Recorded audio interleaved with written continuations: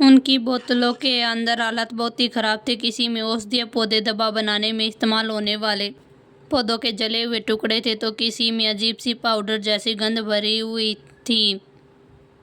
अगर टीचर को पहले से यह न पता होता कि वो नशा उतारने वाला पोषण है, ऐसा पोषण जो नशों को ख़त्म करने का काम करते हैं, तो वह कभी भी अंदाज़ा भी नहीं लगा सकता कि उनके हाथ में आखिर है क्या। मौजूद सारे स्टूडेंट बुरी तरह से डर गए। उनके बनाए हुए पोषण से अलग कोई जहर खाकर मर न जाए बहुत ही बड़ी बात थी।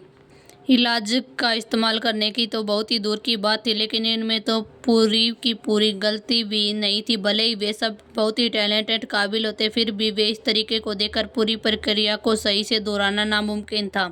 सब एक दूसरे को देखने लगे और अपने नतीजों को लेकर परेशान हो रहे थे। बस एक ही बात थी जो कि उन्हें थोड़ा सुकून दे रही थी। सबके नतीजे लगभग एक जैसे खराब थे।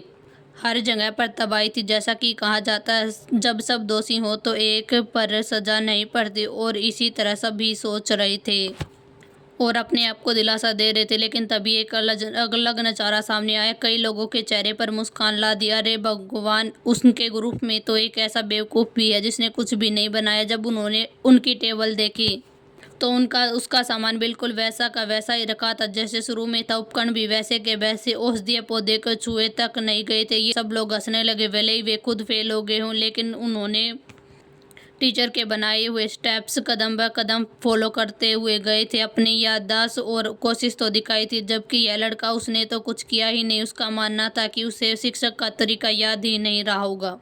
जो स्टूडेंट अपने नतीजों से अचानक नाराज थे, उन्होंने अचानक आत्मविश्वास आ गया। शिक्षक ने सबके हाथों में पकड़ी हुई अजीब अजीब चीज़ों को पहचानना भी मुश्किल था। फिर उसकी सख्त नजरें उस लड़के पर जा रुकी जो अभी भी वहीं पर खड़ा था, बिल्कुल शांत।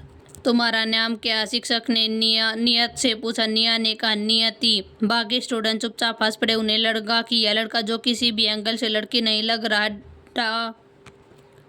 डॉट सच में मूर्ख है। टीचर का चेहरा इतना सख्त था कि वह भी मुस्कुरा रहा था। इसकी हिम्मत। शिक्षक ने निया के पीछे खड़ी हुई साफ सुथरी टेबल रखी और पूछा, नियति, तुमने मेरी बात मानकर पोषण क्यों नहीं बनाया?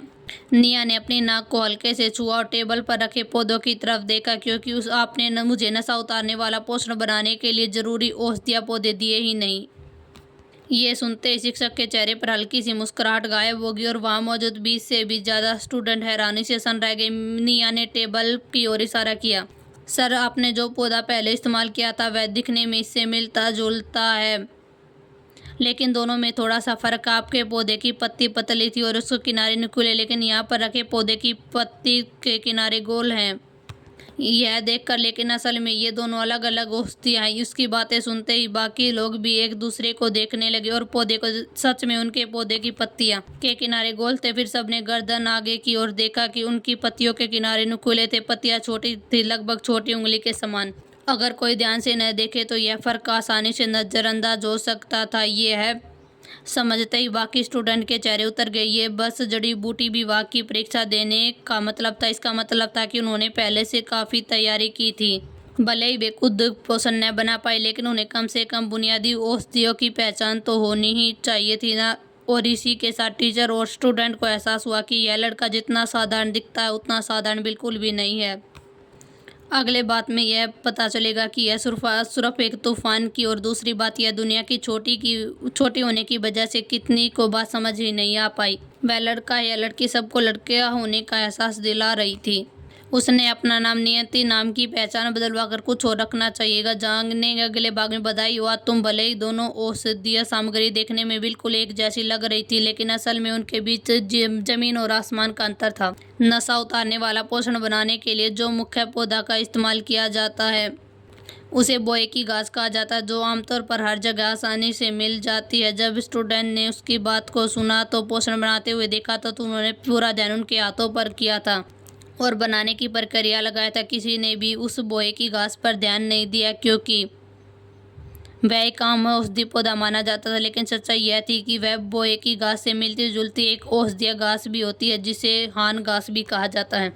दिखने में दोनों पौधे लगभग एक जैसे ही होते हैं, लेकिन उनका उपयोग और असर बिल्कुल अलग ही होता है। उसके अलावा हान घास बोहे घास जितनी आम नहीं होती।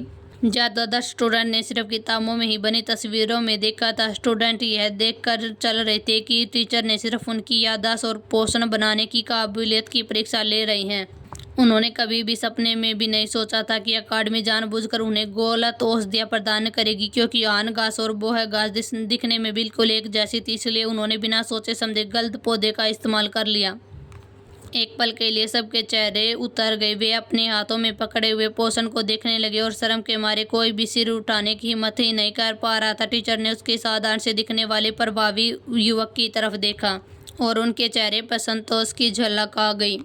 अब उन्होंने अपनी पैनी नज़र और सूझबूझ पर खुशी हो रही थी। बहुत ही अच्छा, टीचर ने शांत स्वर में भारी आवाज़ में कहा, एक हर्बलिस्ट के लिए सबसे ज़रूरी गुण होता है छोटी से छोटी चीज़ों पर ध्यान देना। भविष्य में जो पोषण तुम बनाओगे वे लोग पीने वाले होंगे। अगर जरा सी भी लापरवाही हुई तो सामने वाले की जान भी खतरे में पड़ सकती है।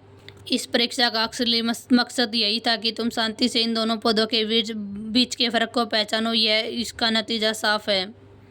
तुम में से किसी ने भी यह नहीं पहचाना कि तुम्हारी टेबल पर रखा पौधा घास नहीं था। टीचर लुदान जी की बातें सुनते ही सभी के दिल बैठ गए। कुछ जिद्दी स्टूडेंट ने तुरंत सफाई देने की कोशिश की। लुदान जी, हमें पता था कि ये सब बोए घास नहीं है, लेकिन आपने नशा उतारने वाला पोषण बनाने को कहा था, इसलिए हम बस आपकी बात बनाने की तकनीक को देखना चाहते थे। हर कोई अपनी गलती किसी और पर ही डालने की कोशिश कर रहा है।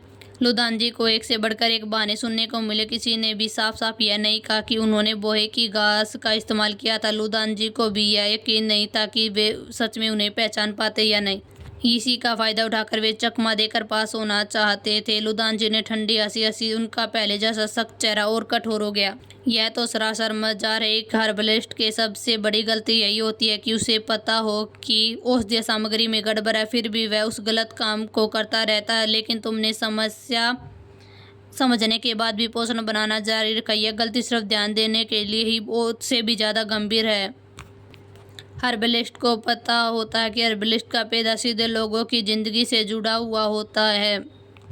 यहाँ पर जरा सी भी चूक बर्दाश्त नहीं की जा सकती। लुदान को यकीन नहीं था कि यह नौजवान इतना कमज़ोर बहाना देने की हिम्मत कर सकते हैं।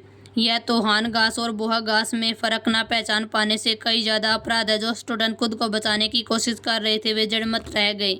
अब उनके पास खुद को सही करने का कोई भी रास्ता नहीं था। 20 से ज़्यादा स्टूडेंट उस प्रतियोगिता से बाहर हो चुके थे। वही एक परीक्षा में पास हुई थी, बाकी सभी असफल रहे और भारी मन से परीक्षा के स्थल छोड़कर चले गए। निया अपनी जगह पर खड़ी रही और उन नए उम्मीदवारों को जाते हुए देख रही थी। टीचर लुदान जी उसके पास आकर खड़े हो गए। लुदान जी उसके पास आकर खड़े हुए। उन्हें तना हुआ चेहरा अब थोड़ा सा नरम पड़ चुका था। तुमने बहुत ही अच्छा, लुदान जी ने कहा। जब तुमने दोनों घासों के बीच का फर्क पहचाना तो तुमने बिना सोचे समझे पोषण बनाना जारी नहीं रखा। यही वह सबसे बड़ी अहम सिद्धांत है जो हम सच्चे हर्बलिस्ट के अंदर होना चाहिए। बधाई हो, अब तुम अकादमी के हर्बलिस्ट विभाग के स्टूडेंट हो। लुदान जी हमेशा होनहार और समझदार प्रतिभाओं के साथ हमेशा नरमी से पेश आते थे। लेकिन निया को यह नहीं पता था कि आज की यह छोटी सी जीत उसे अकादमी के ऐसे रास्ते पर ले जाने वाली थी जहाँ पर उसकी असली परीक्षा अब शुरू होने वाली थी। निया ने अपनी नाक को हल्के से छुई। क्या उसने सच में किसी हर्बलिस्ट के सिद्धांत का पालन किया था? सच तो यह था कि उसने उन अजीब अजीब उपकरणों को चलाना नहीं आता था जिनसे पोषण बनाने की प्रक्रिया शुरू होती थी। जिन उम्मीदवारों को लुदान जी ने बाहर किया था, भले ही उनकी नज़र में वह बहुत ही तेज नहीं थी, लेकिन उन्होंने हर्बलिस्ट बनने की तैयारी जरूर की थी। उन्हें पोषण बनाने की बुनियादी प्रक्रिया की समझ थी और यह बात उनकी उपकरणों से पहचान देकर ही साफ दिखाई दे रही थी।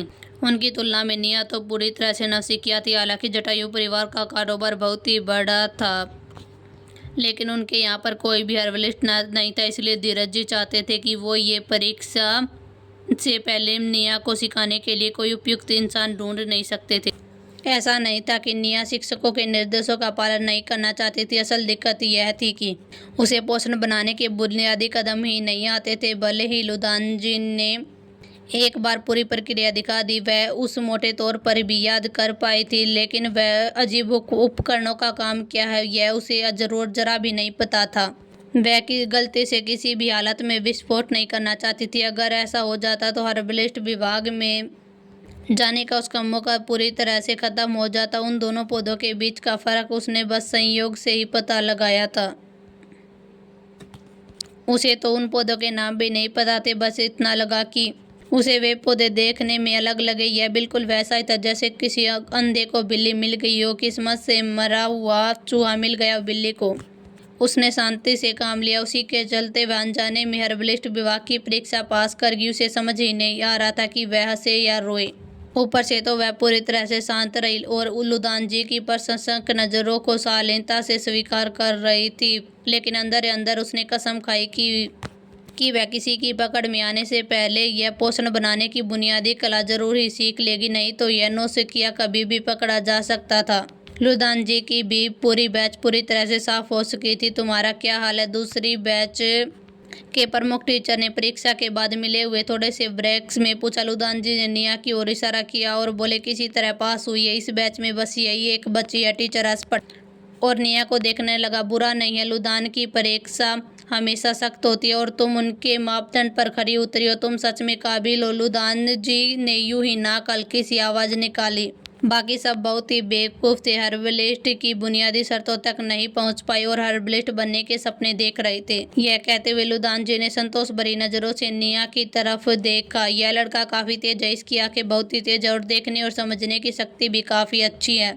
सबसे ज़रूरी बात यह है कि इसमें शुरू से ही हर्बलिस्ट बनने का सबसे अहम सिद्धांत अपनाया। अगर इसे ठीक से ट्रेनिंग मिली तो आगे चलकर यह एक बहुत ही आगे जाएगा। दोनों टीचर आपस में बातें करते रहे और निया की तारीफ करते रहे। निया बस अपनी वही मोनालिसा वाली मुस्कान बनाए ही रख सकी और नम्रता से उनकी तारीफों को स्वीकार करती रही। इसके बाद उसी जगह और भी कई बैचों के परीक्षा हुई, लेकिन उस राउंड के खत्म होने के अलावा सिर्फ एक और स्टूडेंट ही बचा था। 100 से ज़्यादा उम्मीदवारों ने परीक्षा दी, लेकिन आखिर में सिर्फ 2 ही पास हो गए थे। सौर्य अकेडमी के हर्बलिस्ट विभाग की परीक्षा कितनी खतरनाक थी, अब समझ में आया कि पुराने उम्मीदवार इसे बदनाम क्यों कहते हैं। उनका अनुमान था कि इसमें हजारों उम्मीदवारों में से सिर्फ कुछ ही दर्जन पास हो पाएंगे। अकेडमी में यह निर्दयी चयन दर आधुनिक दुनिया के कॉलेज एडमिशन से कई ज़्यादा डरावनी थी। और क्या होने वाले आगे अकेडमी में कैसा रहेगा निया का पहला दिन, जानने के लिए सुनते रहिए मेरी ये कहानी को।